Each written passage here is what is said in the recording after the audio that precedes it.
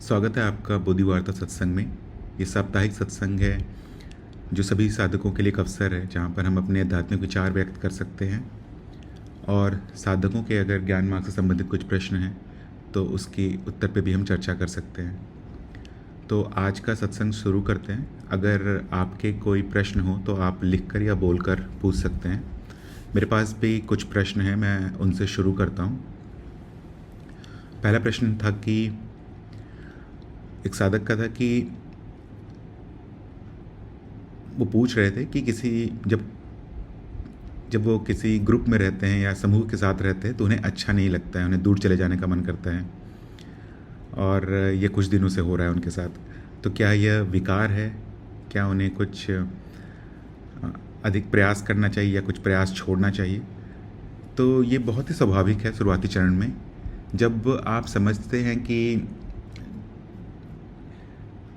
आपका वास्तविक स्वरूप क्या है या फिर जितनी भी इच्छाओं को आप आज तक ज्ञान से पहले स्वयं की इच्छा मानते थे, जो कि वास्तविकता में समाज द्वारा आरोपित किया जाता है आप पर या फिर किसी बाहरी विधान से वो आप तक पहुंचता है। जब आप ये देखने में सक्षम होते हैं कि ये सभी विचार, सभी इच्छाएं जो आ रही हैं वो आपकी नहीं है, तो ये बहुत ही स्वाभाविक है कि वैराग्य जन्म लेता है और दूसरों से दूर चले जाने का मन करता है। और इसे विकार नहीं कह सकते हैं, ये सभी साधकों के जीवन में आता है शुरुआत में। थोड़े समय के बाद आप इसे भी समझना आपके लिए कठिन नहीं होगा, क्योंकि अगर आप दूर जा सकते होते और स्वतंत्रता होती आपके पास तो शायद ये प्रश्न नहीं आता। शायद आप दूर नहीं जा पा रहे हैं किसी बंधन के कारण। आपका परिवार होगा वो वहाँ पर, या फिर आप जिस कार्यालय में काम करते होंगे वहाँ पे लोग कुछ ऐसी बातें करते होंगे जो आपको सही नहीं लगता होगा। उसकी वजह से ऐसा लग सकता है कि मुझे दूर जाना है और मैं दूर नहीं जा पा रहा हूँ, क्या करूँ इस परिस्थिति में। तो कुछ विशेष करने की ज़रूरत नहीं है, बस आप चलते रहिए मार्ग में, साक्षी भाव बनाए रखिए। जब आपको दूर जाने का मन करे तो उस भावना को भी आप पूरे साक्षी भाव में देखने का प्रयास करें। अगर उस समय साक्षी भाव छूट जाए तो फिर आप बाद में भी जब भी आपको याद आए कि ऐसी परिस्थिति हुई थी और मैं इस समय साक्षी भाव नहीं रख पा रहा था, तो आप उस पूरी घटना को दोहरा सकते हैं। कुछ समय प्रयास के बाद आप ये देख पाएंगे कि ये सभी चीज़, जो भी अनुभव आपके सामने प्रत्यक्ष हो रहे हैं, वो सभी पूर्णता का ही हिस्सा है। जो आपको अच्छा लग रहा है या फिर जो अच्छा नहीं लगता है, वो दोनों ही इच्छा आपकी नहीं है। तो दूर जाके भी आप कहाँ चले जाएंगे? तो ये कोई विकार नहीं है, बस आप चलते रहिए, साक्षी भाव बनाने का प्रयास करते रहिए। आशा करता हूँ ये समझ में आया हो। मैं अगले प्रश्न पर चलता हूँ। एक साधिका थी, वो पूछ रही थी कि कभी कभी ऐसे विचार प्रकट होते हैं जो बहुत ही नवीन होते हैं और मेरा ध्यान कभी भी इन विचारों पे नैसर्गिक तौर से नहीं जाता है, पर ये फिर भी प्रकट हो जाते हैं, तो ये क्यों होता है? तो ये एक अच्छा चिन्ह है कि आपकी प्रगति हो रही है। इससे ये कह सकते हैं कि ये विचार गुरु क्षेत्र से आ रहा होगा। जब आप किसी विषय पे मनन करते हैं और अगर वो विषय बहुत ही कठिन हो तो ज़रूरी नहीं कि उसी समय आपको उत्तर मिल जाए, पर आपके दिनचर्या में आप जो भी कार्य करते हैं वो करते करते ही कभी आपके मनन के विषय से संबंधित कोई विचार प्रकट हो सकता है और यह विचार इतना नवीन होगा या फिर इतना अलग होगा आपके बाकी विचारों से कि आपको समझ में ये आ जाएगा कि ये विचार मैं तो नहीं सोच सकता था, कहीं और से आ रहा है। तो ये गुरु क्षेत्र से संपर्क स्थापित होना कह सकते हैं इस चीज़ को, इस घटना को। और जैसे जैसे आप ज्ञान मार्ग में आगे बढ़ते चले जाएंगे, आप देखेंगे कि ये संपर्क का जो साधन है ये भी थोड़ा मजबूत होता चला जाएगा। आप आसानी से देख पाएंगे कि कौन से विचार आपके हैं, कौन से विचार आपके नहीं हैं और कौन से विचार समाज से आ रहे हैं या किसी और व्यक्ति या किसी और समूह से आ रहे हैं जिसका आप पूरी तरह से हटा सकते हैं उसे अपने जीवन से। आप विचारों में भी भेद कर पाएंगे कि किन विचारों के साथ आपको रहना है, कौन सा विचार आवश्यक है, कौन सा नहीं है। तो ये एक अच्छी बात है कि अगर आपका संपर्क सध रहा है या संपर्क स्थापित हो रहा है गुरु क्षेत्र के साथ, और ये सभी साधक के साथ होता है। खासकर चरण 3 में, चरण 4 में आप देख पाएंगे कि बहुत सारे नए नए विचार आपके अंदर आने लगेंगे जो पहले नहीं थे, और ये भी समझ जाएंगे कि आप ये विचार कहीं और से आ रहे हैं। आशा करता हूँ कि ये समझ में आया हो। अगर किसी साधक के कोई प्रश्न है तो वो लिखकर या बोलकर पूछ सकते हैं। मैं अगले प्रश्न पर बढ़ता हूँ। एक साधक पूछ रहे थे कि मेरा वास्तविक स्वरूप इतना विशाल है तो मैंने ये छोटा सा मनुष्य देह क्यों धारण किया हुआ है। ये प्रश्न पूछने का मतलब बस ये हो सकता है कि अभी आपका ज्ञान पूरी तरह से पुष्ट नहीं हुआ है, क्योंकि एक तरफ आप ये कह रहे हैं कि आपका वास्तविक स्वरूप बहुत ही विशाल है और फिर मनुष्य देह में ही क्यों सीमित रह गया है। तो ये जानने का प्रयास कीजिए कि ये मनुष्य देह को कौन जान रहा है। आपका वास्तविक स्वरूप बहुत ही विशाल है, और ये विशाल शब्द जो है वो केवल एक मान्यता है। माया में हम विशाल कह सकते हैं कि कुछ बड़ा है, कुछ छोटा है, पर द्वैत के स्तर पे आकर आप केवल इतना ही जानेंगे कि आप हैं। उसका कोई गुण या उसके किसी गुण की आप व्याख्या नहीं कर पाएंगे। जितनी भी आपकी मान्यताएं होंगी माया को लेकर, वो छूटने लगेंगी या फिर वो ख़त्म होने लगेंगी। मनुष्य भी एक अनुभव मात्र ही है जो आप नहीं हैं, और ये अनुभव भी वहीं प्रकट है जहाँ बाकी सारे अनुभव प्रकट हैं। अगर आप किसी और व्यक्ति को देखें या कोई पर्वत श्रृंखला देखें या आकाश देखें या अपने हाथ को देखें, तो ये सभी अनुभव मात्र ही है जो आपके सामने प्रकट है, आपके वास्तविक स्वरूप के सामने प्रकट है। अगर आप यहाँ पर ज्ञान मार्ग के जो सत्य के मानदंड है वो उनका इस्तेमाल कर सकते हैं जानने के लिए कि क्या आप हैं और क्या आप नहीं हैं।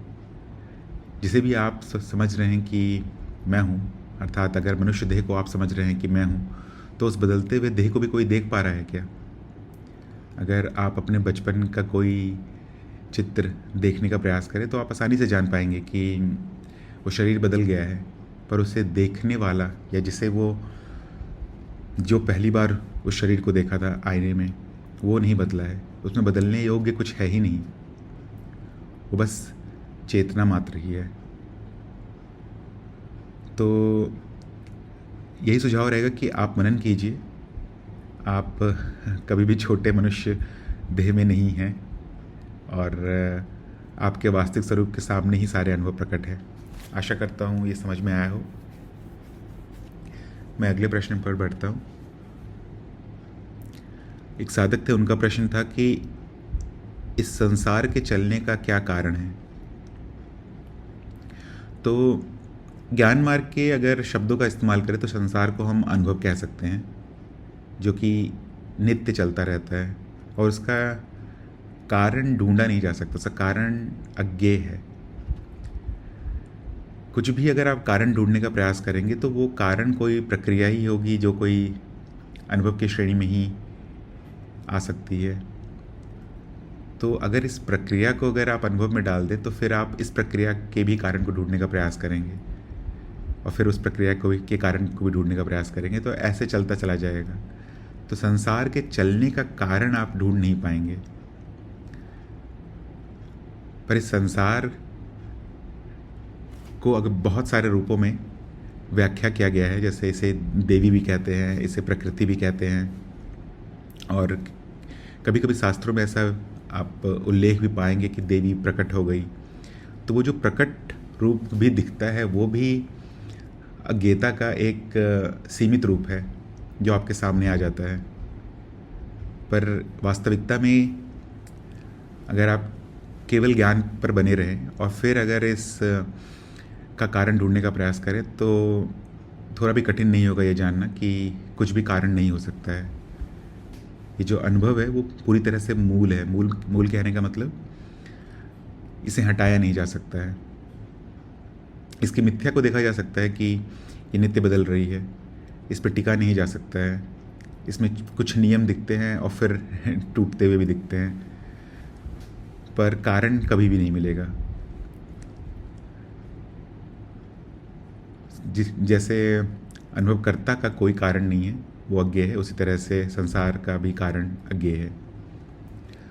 आशा करता हूँ समझ में आया हो। अगर किसी साधक के कोई प्रश्न हो तो आप लिख कर या बोल कर पूछ सकते हैं। मैं अगले प्रश्न पे बढ़ता हूँ।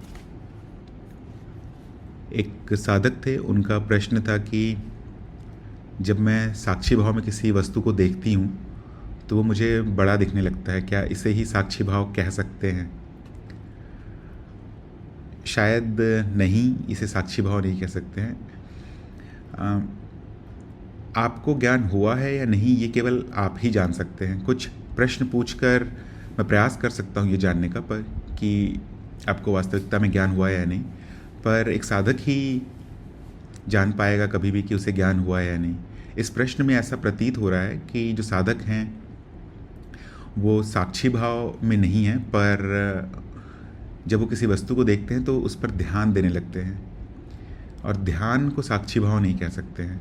ध्यान भी इस जीव की एक प्रक्रिया ही है, या इस मनुष्य शरीर यंत्र में चलने वाली एक प्रक्रिया मात्र ही है, जिसके वजह से आपका ध्यान बाकी वस्तुओं से हट जाता है और केवल एक वस्तु पर रह जाता है, जिसके कारण वो आपको ज़्यादा स्पष्ट दिखने लगती है।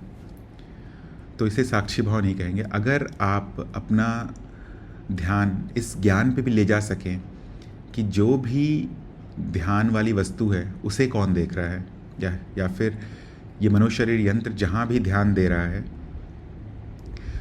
उसे भी देखने वाला कोई है क्या, या उस घटना को भी कोई जान रहा है क्या? इसका उत्तर तुरंत आ जाएगा। आप देख पाएंगे कि इस ध्यान की प्रक्रिया को भी जानने वाला पहले से ही मौजूद है। और जब आप इस भाव में रहेंगे या फिर इस स्मरण में रहेंगे कि मैं वो हूँ जो सब जान रहा है, तो उसे साक्षी भाव कहेंगे, और ध्यान उसका एक छोटा सा भाग रहेगा। साक्षी भाव के अंतर्गत आने वाले सभी भावों का एक छोटा सा भाग मात्र ही रहेगा। तो ध्यान देना साक्षी भाव नहीं है। ध्यान को जो जान रहा है उसके स्मरण में रहना साक्षी भाव है। आशा करता हूँ ये समझ में आया हो। समर्पिता जी का एक प्रश्न है, साक्षी भाव में शरीर से एवं मन से दूरी कैसे बनाएं? शुरुआत में आप समर्पिता जी पहले क्या आप ज्ञान दीक्षा कार्यक्रम में हैं? शुरुआत में आप क्या कर सकती हैं, आप बस शरीर के क्रियाओं पे ध्यान दे सकती हैं कि शरीर कैसे कार्य कर रहा है। वो उस पर ध्यान देना थोड़ा आसान है। शरीर चल रहा है, खा रहा है, टीवी देख रहा है, दोस्तों से बात कर रहा है। इसके माध्यम से आप इस विचार को बार बार ला सकती हैं कि आप साक्षी हैं। जब ये थोड़ा सा पुष्ट हो जाए, थोड़ा सा इसमें बल आ जाए, तब आप अपने विचारों पर भी ध्यान दे पाएंगी कि विचार भी उठ रहे हैं, और अगर ज़रूरी नहीं है तो वो अपने आप ही चले जा रहे हैं। जब आप इस प्रक्रिया को थोड़े लंबे समय तक दोहराती रहेंगी, कहने का मतलब अगर आप दोनों चीज़ देख पा रही हैं, विचार भी आ रहे हैं और चले जा रहे हैं, शरीर भी कुछ कार्य कर रहा है, और इन दोनों को ही आप जान पा रहे हैं, जब आप बार बार हर एक परिस्थिति में इस स्मरण में रह पाएँ कि मैं साक्षी ही हूँ इन सभी अनुभवों का, तो फिर अपने आप ही बिना किसी प्रयास के ये दूरी बनने लगेगी। कुछ साधकों को थोड़ा समय लगता है। अगर आप ज्ञान दीक्षा कार्यक्रम में हैं तो जल्दबाजी की कोई ज़रूरत नहीं है यहाँ पर। जितना समय लगे उतना, जितना नैसर्गिक समय है उतना देने का प्रयास कीजिए। आप अपनी तरफ से कुछ उपाय कर सकती हैं, कुछ तरीका निकाल सकती हैं जिससे आपको याद आता रहे कुछ कुछ समय में कि मैं साक्षी हूँ, और फिर बाकी दूरी बनना अपने आप शुरू हो जाएगा। अभी क्या है कि एक विचार उठता है और हम उससे पूरी तरह से लिप्त हो जाते हैं, भले ही वो ज़रूरी का हो या ना हो। हम सोचने लगते हैं कि मैं मनुष्य ही हूँ और ये विचार मेरे जीवन के लिए बहुत ज़रूरी है, तो उसके साथ पूरी तरह से लिप्त हो जाएंगे और कार्य अपने आप होने लगते हैं। तो शुरुआती चरण में ये विचार मात्र ही सबसे बड़ा ढाल होता है जो आपको बचा के रखेगा बाकी सारे अनुभवों से, और दूरी अपने आप उसके बाद शुरू हो जाएगी। जैसे जैसे आप जितना आप इस विचार को बना के रख पाएंगे उतना जल्दी दूरी शुरू हो जाएगा। और साक्षी भाव बना के रखना ही सबसे बड़ा साधना है। इस स्मरण को बनाए रखना ही सबसे बड़ा साधना है। धीरे धीरे करके भविष्य में कुछ समय के बाद ऐसा हो सकता है कि ये विचार हर अवस्थाओं में अपने आप ही प्रकट हो जाए, जैसे स्वप्न में या उसके बाद भी। तो अभी आपको केवल इतना ही प्रयास करना है कि ये विचार मैं हमेशा बना के रख पा रही हूँ या नहीं, बाकी सारा कार्य अपने आप हो जाएगा। आशा करता हूँ ये समझ में आया हो, नहीं तो आप फिर से पूछ सकते हैं प्रश्न।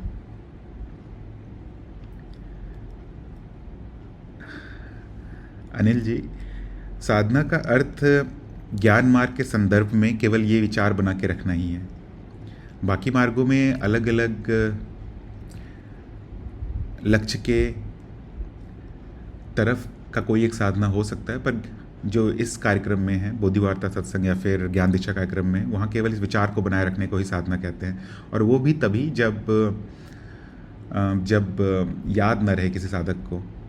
जैसे बहुत सारे साधक हैं, उन्हें एक बार में ही जब पता चलता है कि वो उनका वास्तविक स्वरूप क्या है, तो वो इस स्मरण में हमेशा ही रह पाते हैं। पर बहुत सारे साधक, संभावना है कि बहुत सारे साधकों में ये विचार बार बार छूट जाए, क्योंकि जीवन का संघर्ष इतना होता है, उत्तरजीविता का संघर्ष इतना ज़्यादा होता है कि स्वाभाविक है कि जीवन में जो उस समय ज़रूरी हो, पूरा ध्यान उस तरफ चला जाए और ये विचार कि मैं साक्षी हूँ किसी विशेष परिस्थिति में ज़रूरी ना लगे जीव को, तो वो भूल सकता है अपने वास्तविक स्वरूप को। तो केवल इस याद को बनाए रखने को ही ज्ञान दीक्षा कार्यक्रम या फिर ज्ञान मार्ग में साधना कहते हैं, और भी केवल उन्हीं साधकों के लिए जो ये भूल पा रहे हैं। आशा करता हूँ ये समझ में आया हो।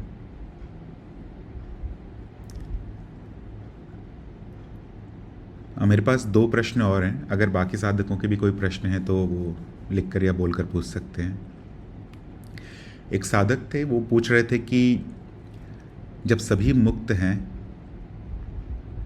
तो मैं क्यों नहीं जानता इस बात को शुरुआत से, और मैं मुक्त नहीं दिखाई देता, क्योंकि मुझे खाना तो खाना पड़ता है और सांस तो लेनी पड़ती है। तो फिर ये मुक्त कैसा है, या फिर ये स्वतंत्रता कैसी है? तो यहाँ पर भी साधक स्वयं को शरीर ही मान रहे हैं। वो शायद जान गए हैं कि साक्षी जैसा कुछ होता है या अनुभवकर्ता जैसा कुछ होता है, और इस ज्ञान को बना कर रख रहे हैं, केवल उसका प्रमाण नहीं ढूंढे हैं, जिसके कारण से वो स्वयं को साक्षी भी मान रहे हैं और स्वयं को शरीर भी मान रहे हैं एक ही साथ। तो यहाँ पर सुझाव यही रहेगा कि आप मनन करके देखें कि जब ये शरीर खाना खाता है तो उसे जानता कौन है, या जब सांस लेता है तो उसे जानता कौन है। हर घटना जो हो रही है उसे जानता कौन है, क्योंकि शरीर तो एक अनुभव है, अनुभव को अनुभव नहीं होता है। अगर आप सभी अनुभवों में जो भिन्नता दिखती है हमें, उस भिन्नता को ढूंढने का प्रयास करें तो आपको भिन्नता नहीं मिलेगी। यहाँ केवल एक ही अनुभव है और ये शरीर उस एक ही अनुभव का भाग है, और आपका जो वास्तविक स्वरूप है वो इस अनुभव को जानने वाले का है। अगर आप इस बात को समझ पा रहे हैं तो तभी कह सकते हैं कि आप मुक्त हैं। अगर आप स्वयं को शरीर मानते रहेंगे तो शरीर मुक्त कभी नहीं होगा, ना ही ये जीव कभी मुक्त होगा। शरीर एक दिन नष्ट हो जाएगा और जीव की या तो प्रगति होगी या तो दुर्गति होगी। जो स्वतंत्र है वही हमेशा स्वतंत्र रहता है। केवल अज्ञान के कारण कि मैं शरीर हूँ या मैं इस योनि का हूँ या इस देश का हूँ, अलग अलग मान्यताएं चढ़ी होती हैं, जिसकी वजह से हम बंधन में पाते हैं स्वयं को। पर आप हमेशा से ही स्वतंत्र हैं, हमेशा से ही मुक्त हैं। कुछ भी नहीं है जो आपको बांध सकता है। अलग अलग घटनाएं आपके सामने आ सकती हैं, पर आप अपनी बुद्धि से तुरंत जान सकते हैं कि कोई भी घटना आप नहीं है। कुछ भी अगर आपको फंसा रहा है तो आप नीति नीति करके सभी घटनाओं को त्याग सकते हैं, और फिर भी आप बच जाएंगे, जानने वाला बच जाएगा। तो अगर आप इस बात पर मनन करें कि कौन है जो सभी घटनाओं को जान रहा है, और जिसे आप मैं कहते हैं, अर्थात शरीर को अगर आप मैं कहते हैं, तो कहाँ पर हैं आप? अगर शरीर का कोई अंग बदल दिया जाए तो क्या आप बदल जाएंगे? या स्वप्न में जब शरीर नहीं होता है तो क्या आप नहीं होते हैं? अगर इस बात पर मनन करें तो आप आसानी से जान पाएंगे कि आप पहले से ही मुक्त हैं, कुछ भी आपको बांध नहीं सकता है। नहीं सकते। अनिल जी का एक और प्रश्न है, शरीर के बिना हम कुछ भी मान नहीं सकते, नहीं जान सकते। हाँ, एकदम सही बोल रहे हैं अनिल जी आप। ये जो ज्ञान होता है अनुभवकर्ता का, वो भी शरीर के माध्यम से ही होता है। ये शरीर इतना विकसित हो चुका है, इसमें बुद्धि की जो परत आ गई है, उसकी मदद से ये शरीर जान सकता है कि वास्तविकता में वो है ही नहीं, और इसके लिए इस शरीर की ज़रूरत पड़ती ही है, क्योंकि अनुभव चाहिए ही होगा। शरीर से भी अगर मूल बोले तो इंद्रियां चाहिए ही होंगी ये जानने के लिए कि ज्ञान है। अगर इंद्रियां नहीं होंगी तो आपको ज्ञान भी नहीं होगा, और तब जानने वाला भी, मतलब जो फंसा हुआ है, जो बंधन में है, वो भी नहीं होगा, तो इस ज्ञान को कोई ढूंढ भी नहीं रहा होगा। तो शरीर की आवश्यकता पड़ती है अनुभव के लिए, और अनुभव से ही आप जान पाएंगे कि अनुभव करता है। बिना शरीर के ज्ञान संभव नहीं है। बिना शरीर के अज्ञानी भी नहीं होगा। जब अज्ञान ही नहीं होगा तो ज्ञान किसको चाहिए होगा उस परिस्थिति में। आशा करता हूँ समझ में आया होगा अनिल जी आपको। नहीं तो आप और पूछ सकते हैं।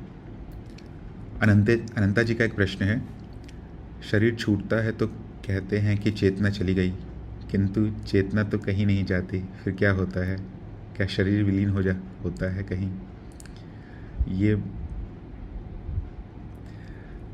इस प्रश्न में बहुत सारी मान्यताएं हैं, जिन मान्यताओं के बारे में मैं नहीं जानता अनंता जी। जैसे कि शरीर छूटता है तो कौन कहता है कि चेतना चली गई? आप मृत्यु की बात कर रही हैं क्या? और फिर आखिरी लाइन में आपने लिखा है कि जब शरीर विलीन होता है तो यहाँ ओके, और जो विलीन है उसे आप क्या ब्रह्म अवस्था बोल रही हैं, या फिर वो भी मृत्यु की बात कर रही हैं?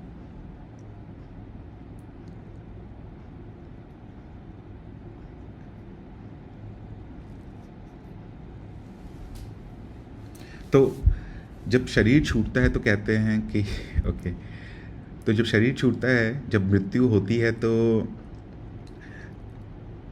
क्या कहा जाता है इस परिस्थिति का, तो मुझे अनुभव नहीं है। पर चेतना या फिर साक्षी भाव भी चला जाएगा, क्योंकि साक्षी भाव भी तो एक माया का ही परत है। साक्षी भाव भी तो जीव रखने का प्रयास कर रहा है, अनुभव करता प्रयास नहीं कर रहा है साक्षी भाव रखने का, या जो आपका वास्तविक स्वरूप है वो प्रयास नहीं कर रहा है। तो उस समय ये जो वाक्य आपने लिखा है कि साक्षी भाव चली गई या चेतना चली गई, ठीक कहा जा सकता है, क्योंकि अज्ञानी भी नहीं बचता उस परिस्थिति में, तो ज्ञान किसको चाहिए होगा? और जब क्या शरीर विलीन होता है कहीं? शरीर तो आपके, इसका अप्रोक्ष अनुभव तो आप देख ही सकते हैं, शरीर विलीन तो नहीं होता है, नष्ट हो जाता है। अलग अलग मान्यताओं के अनुसार या तो जला दिया जाता है या तो दफना दिया जाता है। शरीर दोबारा नहीं आता है कभी भी। अगर ज्ञान मार्ग में, या फिर अगर आप ज्ञान में बने रहें पूरे लंबे समय तक, तो संभावना ये हो जाएगा कि ये आपके संस्कार में बैठ सकता है, और फिर जिस भी स्मृति का संपर्क होगा आपके साथ, क्योंकि शरीर सिर्फ एक परत मात्र है, इसके बाद और भी बहुत सारी परतें होती हैं, जैसे अलग अलग मार्गों में अलग अलग नाम दिया गया है, जैसे मनोमय कोश या प्राणमय कोश। तो उनका संपर्क हो सकता है किसी और स्मृति से, और वहाँ से ये विचार आ सकता है कि मैं साक्षी हूँ। पर ये जो भी बोल रहा हूँ मैं ये काल्पनिक चीज़ है, इसका अनुभव मुझे या मेरे ख्याल से किसी को भी नहीं हुआ होगा। आप तर्क लगा सकती हैं स्वप्न अवस्था से, कि स्वप्न अवस्था में शरीर नहीं होता है, पर कोई स्मृति होती है जो ये याद दिला सकती है आपको कि आप साक्षी हैं, और फिर स्वप्न भी जागृत हो सकता है। उस स्वप्न में आपका पूरा नियंत्रण हो सकता है।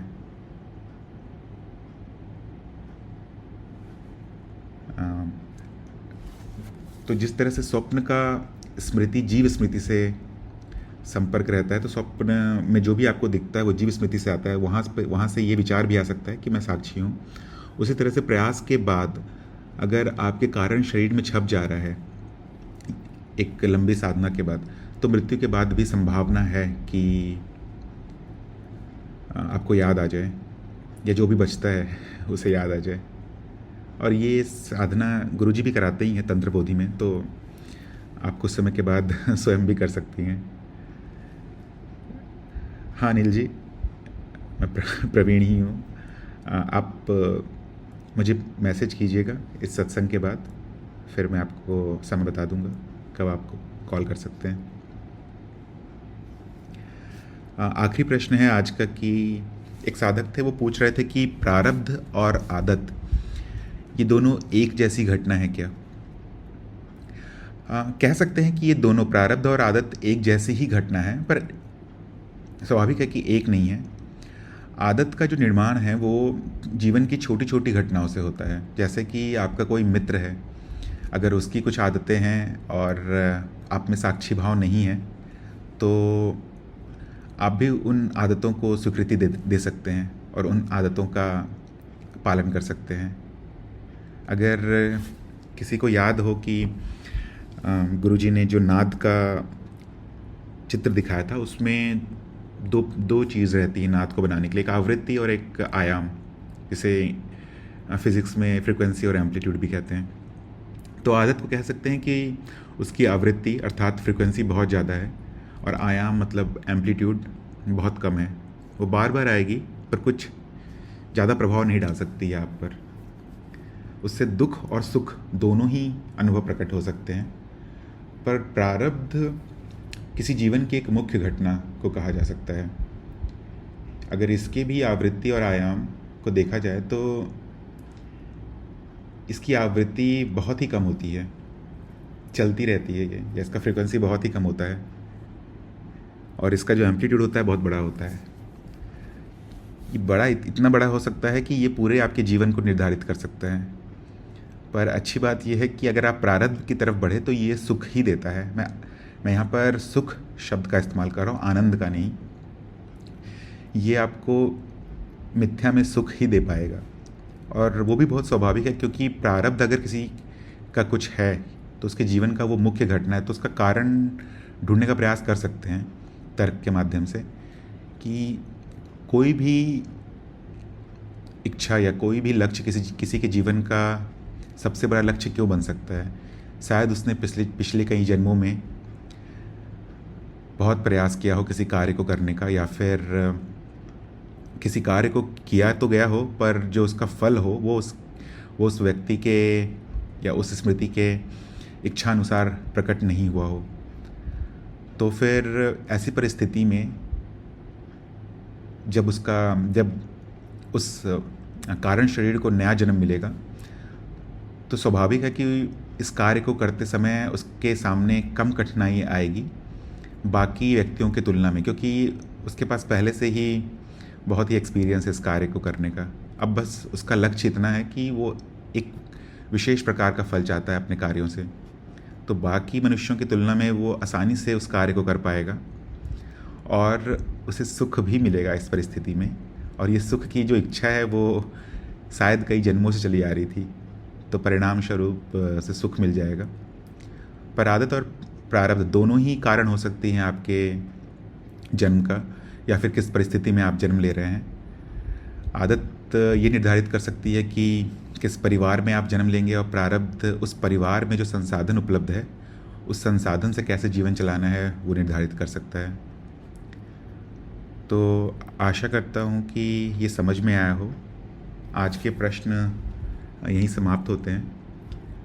किसी साधक के अगर कोई और प्रश्न है तो वो लिख कर या बोल कर पूछ सकते हैं।